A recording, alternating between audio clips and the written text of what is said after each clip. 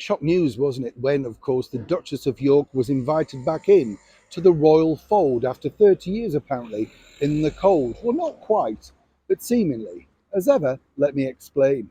Hi, good morning, Neil Sean here in the very heart of London, and as ever, nice to have your company. Thank you also for your lovely comments about Trapeze, starring the gorgeous Tony Curtis, Gina Lollobrigida, Burt Lancaster. That opened some memories, didn't it? I'm glad you liked it. Lovely also that I wasn't alone in thinking it was nerve-wracking when they were grabbing the wire and stuff like that. I've been lucky enough to perform, in fact, and I'll find those pictures one day for you, in the Blackpool Tower Circus. And when you look up, and you think, wow, they really do risk life and limb to entertain us. I admire circus performers, I really do. I do like the clowns and the bucket of water and stuff like that, but the true stars have to be the acrobats because they really do put on a show, and concentration levels are at an all-time high. If you haven't seen Trapeze, do check it out. Tony gives a marvellous performance. He told me that himself. Back as ever to your breaking roll story of the day.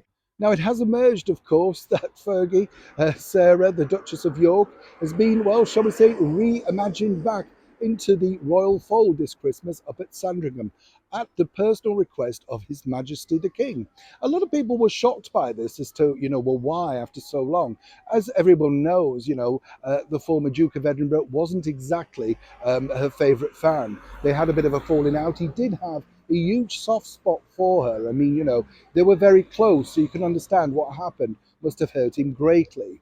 It wasn't really the case for our wonderful former monarch, Queen Elizabeth II. She carried on seeing and taking tea with Sarah at various locations. Sarah's had a bit of a checkered past, let's be honest, never done the right thing, often openly admits to all of her mistakes, including sitting down with the likes of Oprah Winfrey. I wonder if Meghan Markle will ever regret that day, But it's interesting because a lot of people are saying, so why has she been invited back?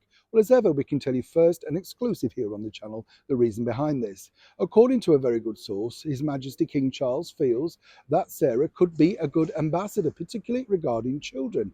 And this has all been really thought through because of her success over during the pandemic of starting her own children's reading group, the YouTube channel. I mean, it's pretty, good if you look at it and you think, wow, she started that up just really to entertain kids who may have been bored at home.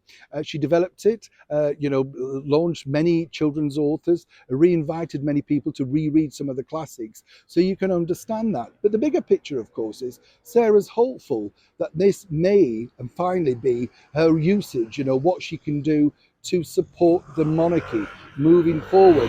This will be the first of many invites. You will see eventually Sarah coming back into the fold on a bigger scale because His Majesty the King, King Charles, believes that she's a good ambassador for these sort of things. So for all the negativity regarding Sarah, Duchess of York, and people being rather unkind, as I say, we're in a brand new reign. It's the 21st century, and seemingly King Charles III is doing things his way, and more importantly, will it be the right way?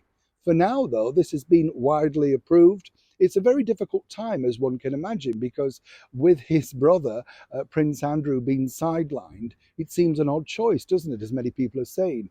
Will this also be the line back in at some point by assisting his wife, the Duchess of York, in certain endeavours? Not right now, according to that good source, but in the future, everything is up for grabs, as they say. More importantly, let's wish Sarah her brand new success by being re-invited back into the royal fold and wish everyone at Sandringham the very best of Christmases. Neil Sean in the very heart of London.